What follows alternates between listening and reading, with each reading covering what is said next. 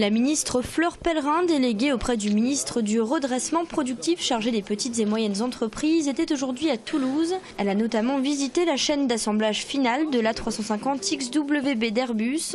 Elle s'est ensuite rendue à la Beige, au cœur d'un vivier de sociétés innovantes telles que Numéo, spécialisée dans la numérisation 3D, et que la ministre a qualifié de bel exemple à suivre. Interrogée sur la situation de Fram ou Thales, sa réponse est restée assez vague. Vous savez, je crois qu'on est dans une situation de crise qui est très compliquée, que notre industrie est fragilisée aujourd'hui, surtout dans ses pans traditionnels.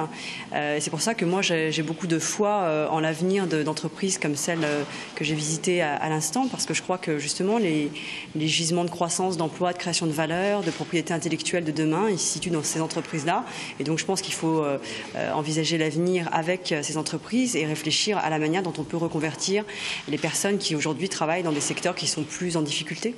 Et dans le nouvel Eldorado de l'innovation, on parle déjà en dollars.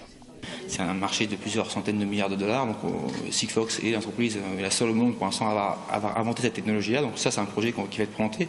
Ensuite, on parlera aussi sûrement de ce bâtiment-là, qui est un nouveau bâtiment de 5000 m² qui recueille une quinzaine d'entreprises, chacune d'elles étant dans l'innovation, donc ayant une forte croissance et besoin de se financer auprès de capitaux risqueurs. Donc ces projets-là montrent qu'en France, il y a un dynamisme d'innovation et qu'il y a encore plein d'axes de croissance à venir. Il semblerait donc que l'on assiste à Toulouse et en France à une mutation économique et technologique qui privilégierait l'innovation au secteur dit traditionnel.